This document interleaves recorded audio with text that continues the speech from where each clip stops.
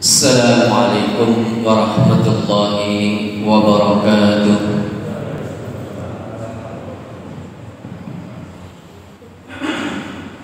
Alhamdulillah Alhamdulillahilladzi hadana li hadza wa ma kunna linahtadiya laula an hadana Allah. Asyhadu an la ilaha illallah wa asyhadu anna Muhammadan abduhu wa rasuluhu wa la nabiyya ba'dahu. Allahumma salli ala Nabiyyikal Mustafa Muhammadin sallallahu alaihi wasallam wa ala alihi wa ashabihi ahli sidqi wal wafa. Amma ba'd. Fa ya ayyuhal hadirun rahimakumullah, bapak-bapak dan saudara-saudara sekalian yang dirahmati Allah Subhanahu wa taala. Alhamdulillah kita dipertemukan kembali oleh Allah Subhanahu wa taala dalam kesempatan ini untuk kita bersama-sama tafakkur fiddin. May yuridillahu bihi khairan yufaqihuhu fiddin. Hadirin yang dirahmati Allah Subhanahu wa taala, kita masih melanjutkan kajian kita, yaitu kajian akidah, dan kita masih membahas tentang usul al-iman atau tentang pokok-pokok keimanan, dan kita masih membahas tentang beriman kepada Allah. Lebih khusus lagi kita membahas tentang Asmaul Husna. Hadirin rahmati Allah Subhanahu wa taala, Asmaul Husna berikutnya adalah Al-Latif. Secara harfiah atau secara bahasa, Al-Latif maknanya adalah yang memiliki kelembutan.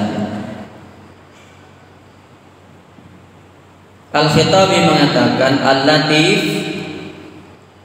adalah merupakan kebaikan-kebaikan Allah kepada hamba-hambanya. Allah mengasihi mereka tanpa diketahui oleh mereka. Jadi ada makna yang hampir sama dengan Ar-Rahman, Ar-Rahim, Al-Latif, Ar-Rauf, itu memiliki makna yang mirip. Di Al-Latif di situ Allah mengasihi mereka tanpa diketahui mereka. Allah mengasihi makhluk-makhluknya, hamba-hambanya tanpa diketahui oleh makhluk itu. Allah menjaga kemaslahatan mereka dan memberikannya tanpa mereka duga-duga. Jadi kasih sayang Allah yang tidak disadari oleh makhluk-makhluknya. Alladzi yulattifu wa yurafiqu bi ibadihi min haitsu la ya'lamu.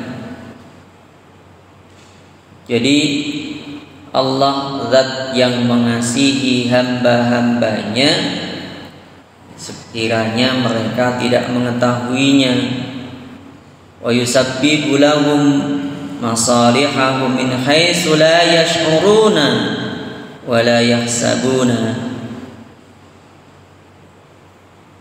Dan menyebabkan bagi mereka kemaslahatan mereka sekiranya mereka tidak merasakannya dan tidak memperkirakannya. Rahmati Allah Subhanahu wa taala, ala ya'lamu man khalaqa wa huwal latiful khabir.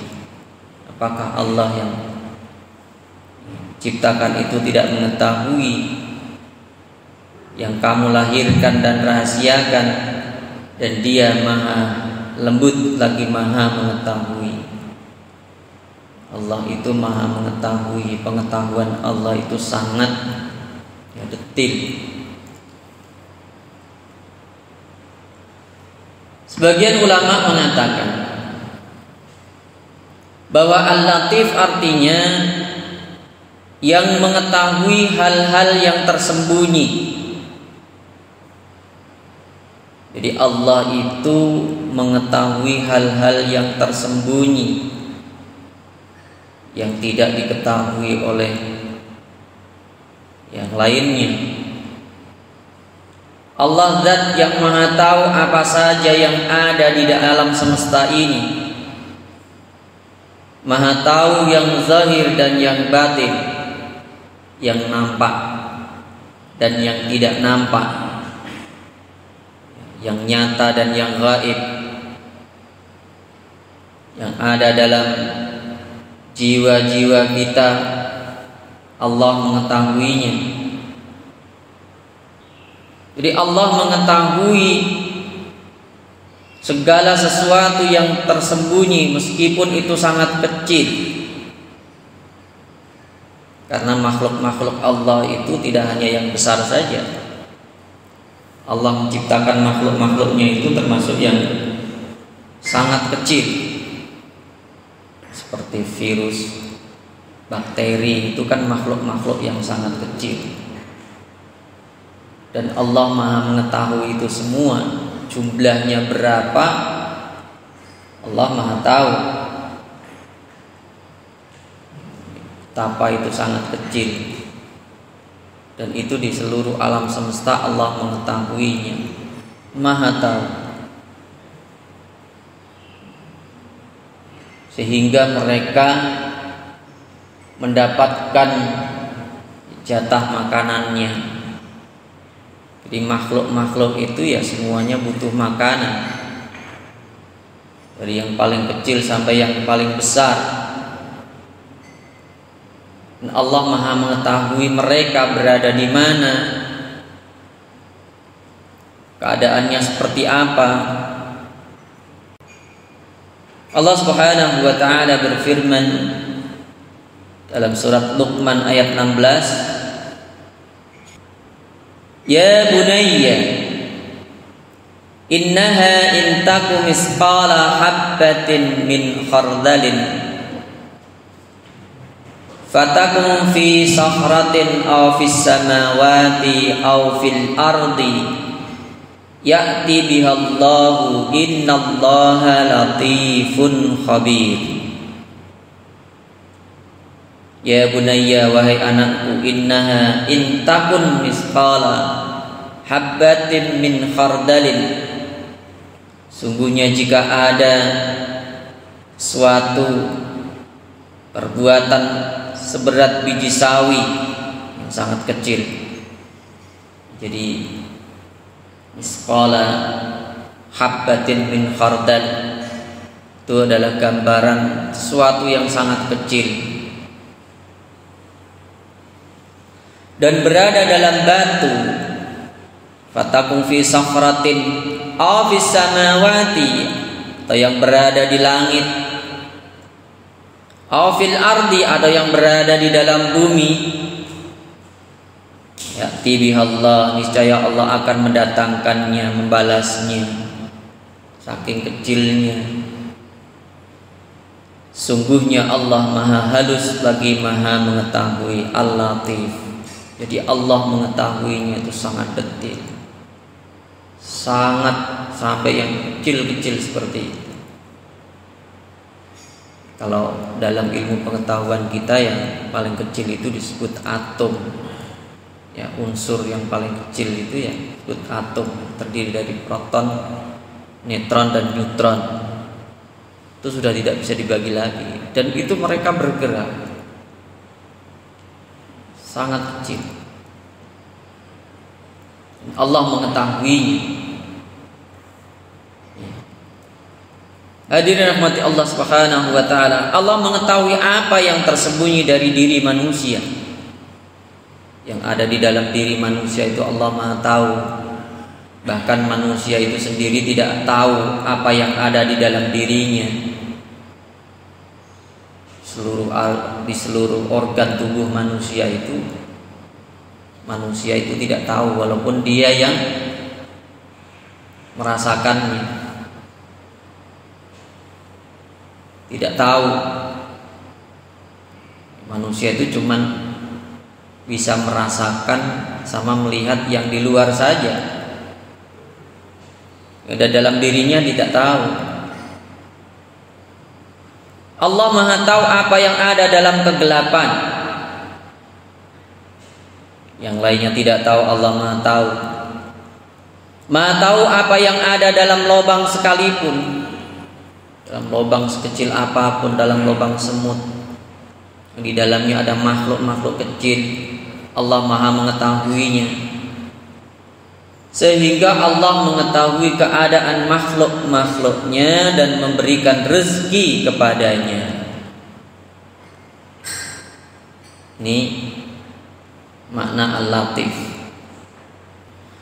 Allahu latifum bi'ibadihi yarzuqu man yasha'u wa huwal qawiyyul aziz. Allah Maha lembut terhadap hamba-hambanya. Ia memberi rezeki kepada siapa yang dikehendakinya, dan dialah yang Maha kuat lagi Maha perkasa. Di Allah itu Maha lembut, mengetahui segala sesuatu, ya, sampai yang sekecil-kecilnya. Allah Maha tahu keadaan mereka, dan Allah berikan rezeki kepada mereka. Kata Al-Latif juga mencakup kelembutan dalam bentuk tindakan nyata, ya, berupa perbuatan dan pengetahuan secara detail mengenai kemaslahatan hamba-hambanya dan memenuhinya. Jadi bisa berupa perbuatan, tindakan menyayangi. Betapa Allah Subhanahu wa ta'ala memiliki kelembutan yang dirasakan oleh Nabiullah Yusuf ketika ia tidak dibiarkan mati dalam sumur. Bagaimana Allah menolong Nabi Yusuf ketika dia dibuang dalam sumur. Pertolongan Allah itu datang. Siapa yang tahu di dalam sumur ada orangnya? Kalau Allah tidak menolongnya, niscaya dia akan mati di dalam sumur itu. Tapi oleh Allah digerakkan penolongnya itu, didatangkan penolongnya itu. Allah juga tidak membiarkan Nabi Yusuf itu dalam penjara. Dia dipenjara karena kesalahan yang dilakukan oleh orang lain, sehingga Nabi Yusuf lebih memilih penjara daripada di luar. Dia disukai oleh wanita, dan justru malah yang dituduh adalah Nabi Yusuf, dituduh merayu, padahal dia tidak melakukan itu. Dia yang dirayu oleh perempuan, bukan Nabi Yusuf yang merayu perempuan. Karena fitnahnya itu yang dihadapi adalah bukan orang sembarangan. Istrinya salah seorang dari pembesar kerajaan Mesir. Dia lebih memilih penjara. Tapi Allah tidak membiarkan Nabi Yusuf itu berada dalam penjara, dan itu ada hikmahnya. Tidak dibiarkan dalam kefakiran, tidak dibiarkan teraniaya sampai akhirnya ia dikumpulkan kembali dengan keluarganya setelah beberapa tahun. Ini adalah kelembutan Allah, kasih sayang Allah kepada Nabiullah Yusuf sebagai contohnya. Di dalam Al-Quran Nabi Yusuf mengatakan,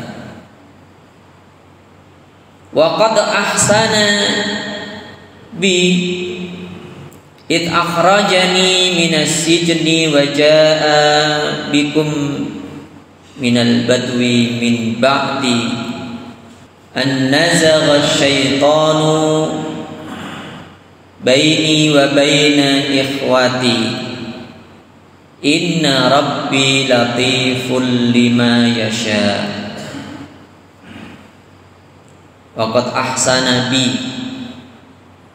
dan sesungguhnya Tuhanku telah berbuat baik kepadaku ketika Dia membebaskan aku dari rumah penjara dan ketika membawa kamu dari dusun padang pasir setelah setan merusakkan hubungan antara aku dan saudara-saudaraku. Sesungguhnya Tuhanku maha lembut terhadap apa yang Dia kehendaki. Jadi Al-Latif itu adalah bentuk kasih sayang Allah Subhanahu wa ta'ala kepada hamba-hambanya. Kalau bukan karena kasih sayang Allah, bukan karena kelembutan Allah pada hamba-hambanya,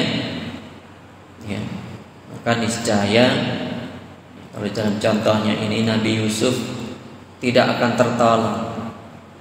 Kemudian yang ketiga, alladzi latafa an ayyudrika bil kaifiyah.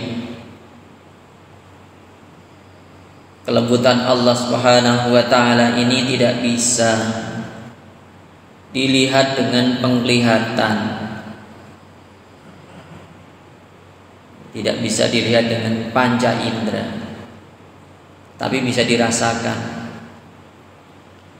Allah Subhanahu wa ta'ala berfirman, la tudrikuhul absaru wa huwa yudrikul absar wa huwal latiful khabir. Dialah Allah tidak dapat dicapai oleh penglihatan mata.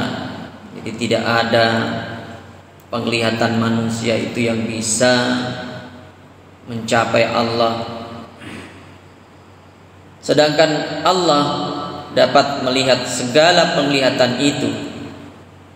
Allah itu tidak bisa dilihat oleh pandangan mata, tapi Allah maha melihat, dan Dialah yang maha halus lagi maha mengetahui. Allah itu maha lembut dan maha mengetahui.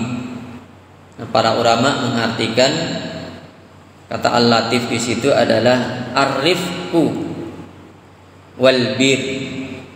Ar-rifqu itu adalah bentuk kasih sayang, wal bir dan kebaikan. Jadi Allah itu memberikan kasih sayang dan kebaikan-kebaikan kepada makhluknya tanpa itu diketahui oleh makhluknya. Di antara pelajaran yang bisa kita ambil dari asma Allah Al-Latif, di antaranya adalah yang pertama, annahu a'tahu fawqal kifayah wa kallafahu dunat taqah. Di antara bentuk-bentuk kelembutan Allah Subhanahu wa ta'ala kepada hamba-hambanya adalah Allah memberi kepada hamba-hambanya di atas kebutuhannya. Jadi Allah itu memberikan kebutuhan hamba-hambanya. Yang mencukupi kebutuhan hamba-hambanya itu adalah Allah. Hambanya butuh apa ini? Butuh pertolongan. Tadi dicontohkan Nabi Yusuf, dan Allah memberinya. Hambanya butuh apa ini? Butuh makanan dan kebutuhan-kebutuhan yang lainnya. Hambanya butuh apa? Butuh sehat karena lagi sakit. Allah akan memberikannya.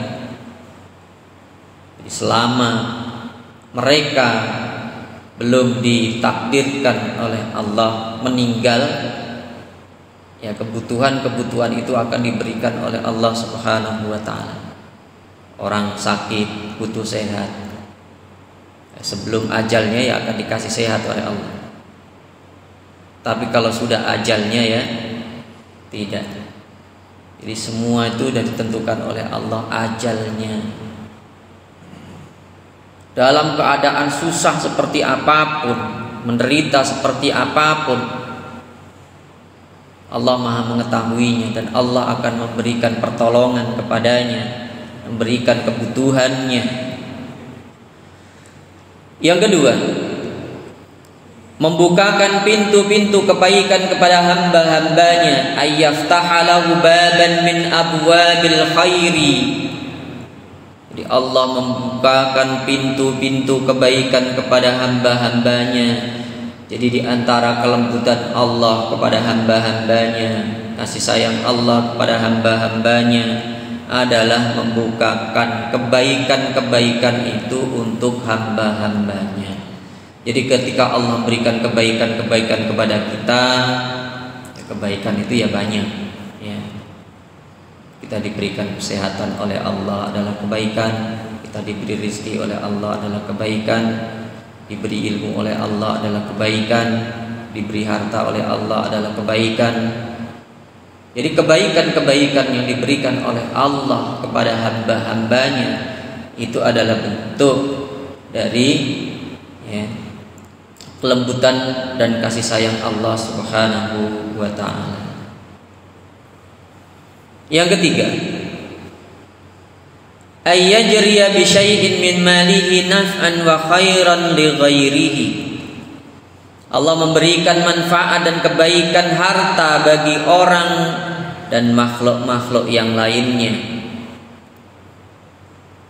Kita diberikan oleh Allah harta, dan dari harta itu ya bisa memberikan kebaikan-kebaikan kepada pemiliknya maupun kebaikan-kebaikan kepada selain pemiliknya, bisa manusia, bisa pada hewan. Hadirin yang dirahmati Allah Subhanahu wa ta'ala, fayusibuhu min haitsu la yahtasib. Dari kebaikan-kebaikan harta itu Allah memberikan pahala dari yang tidak terduga-duga. Dirahmati Allah Subhanahu wa ta'ala, contohnya apa? Misalnya dia punya tanaman itu di sawah, tanamannya berupa padi. Tanaman berupa padi itu memiliki banyak kebaikan. Apa di antaranya? Jadi kalau ada orang menanam padi di sawah, itu kebaikannya banyak. Kalau padi itu dimakan burung, itu termasuk sedekah baginya. Ketika padi itu dimakan manusia, ya jadi beras dimakan manusia, itu juga menjadi kebaikan baginya. Bahkan dia ketika menjualnya, ya, uang dari hasil penjualannya itu adalah kebaikan baginya. Namun demikian, meskipun padi itu sudah dijual kepada orang lain, dia tetap dapat kebaikannya. Jadi walaupun dia ketika nanam padi, dia dapat kebaikannya, dijual dia dapat uangnya. Ya, tidak hanya sampai situ saja. Beras yang dimakan oleh orang lain itu, yang dibeli darinya, dari hasil tanamannya, itu juga masih menghasilkan kebaikan-kebaikan, karena dia memberikan ya penghidupan kepada orang lain. Dengan dia menanam itu, orang lain bisa makan, memenuhi kebutuhan. Jadi itu termasuk amal-amal yang terbaik yang tanpa ia sadari dari hartanya itu. Ini termasuk kebaikan-kebaikan yang diberikan oleh Allah tanpa disadari oleh orang itu, dari harta-hartanya itu. Jadi itu kebaikan-kebaikan yang sangat banyak sekali diberikan oleh Allah. Dirahmati Allah Subhanahu wa ta'ala. Jadi itu contoh yang kebaikan yang diberikan oleh Allah kepada hambanya melalui rezekinya. Termasuk kalau kita sedekah, itu kan termasuk kebaikan yang diberikan oleh Allah kepada kita dari harta kita. Itu kita tidak mendapatkan kebaikannya itu hanya sekali. Kita memberikan itu ya kebaikan, kemudian apa yang kita berikan itu digunakan untuk melakukan kebaikan, kita tetap dapat kebaikan.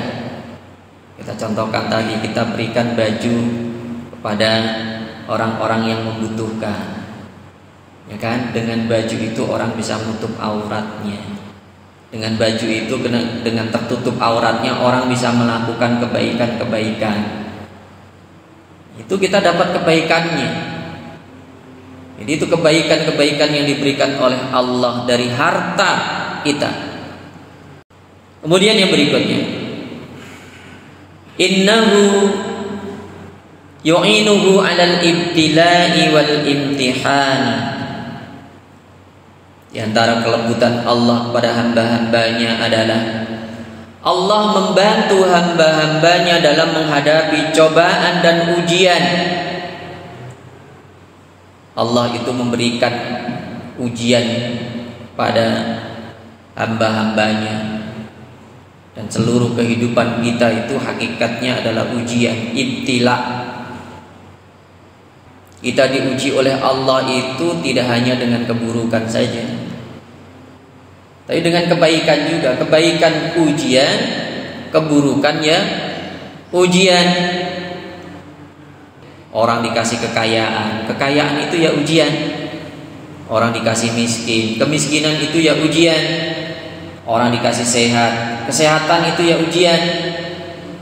Orang dikasih sakit, sakit itu ya ujian. Dikasih ilmu, ilmu itu ya ujian.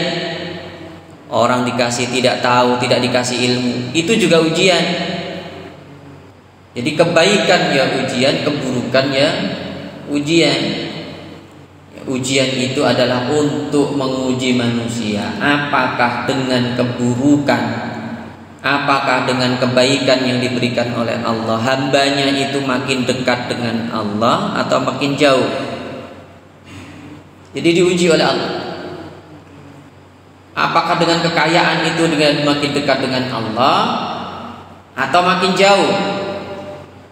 Ya, ada orang yang makin kaya makin dekat dengan Allah. Nabi Sulaiman misalnya diuji oleh Allah dengan kekayaan, makin dekat dengan Allah, banyak ibadahnya, banyak kebaikan-kebaikannya. Ada juga orang yang diuji dengan kekayaan oleh Allah, makin jauh dari Allah karena sibuk ngatur hartanya, ya, lupa dari beribadah kepada Allah, lupa dari menunaikan kewajiban-kewajibannya kepada Allah, lupa melakukan kebaikan-kebaikan dalam berbisnisnya. Itu ujian juga. Nah, termasuk kelembutan Allah Subhanahu wa taala kepada hamba-hambanya adalah membantu hambanya itu dalam menghadapi cobaan dan ujian. Dibantu oleh Allah, terutama kalau ujian itu berupa keburukan, bencana alam, berupa penyakit. Itu yang dirasakan oleh orang-orang yang mengalaminya. Betapa beratnya orang-orang yang ditimpa musibah, penderitaan. Ini itu dibantu oleh Allah Subhanahu wa taala dengan kelembutan Allah. Tadi rahmati Allah Subhanahu wa taala. Yang berikutnya, yang kelima,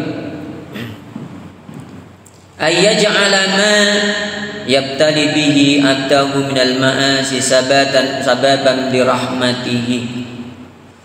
Menjadikan ujian kepada hamba-hambanya sebagai sebab untuk memperoleh rahmatnya. Iya, semua orang diuji oleh Allah.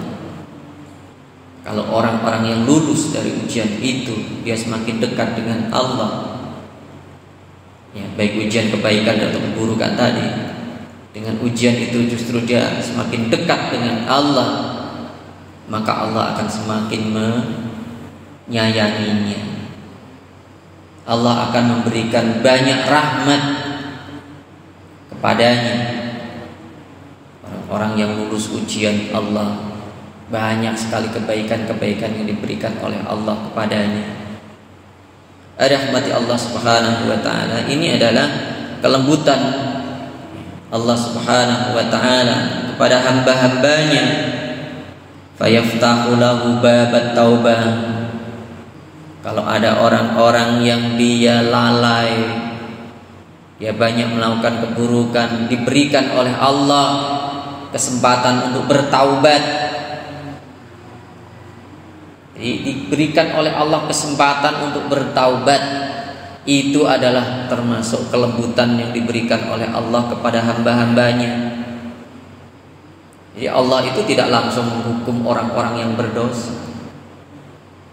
Jadi itu bentuk kasih sayang Allah Subhanahu wa ta'ala, kelembutan Allah pada hamba-hambanya. Tidak langsung dihukum, dikasih kesempatan oleh Allah. Kasih kesempatan untuk bertaubat, bahkan ditunggu, ditunggu taubatnya. Seperti kalau digambarkan dalam hadis, sebagaimana yang pernah kita pelajari dalam kitab Riyadhus Shalihin itu, di awal-awal babnya itu, Allah itu menunggu hamba-hambanya untuk bertaubat itu seperti orang yang kehilangan kuda di tengah padang pasir. Berharap, diharap. Ini bentuk kelembutan Allah Subhanahu wa ta'ala kepada hamba-hambanya.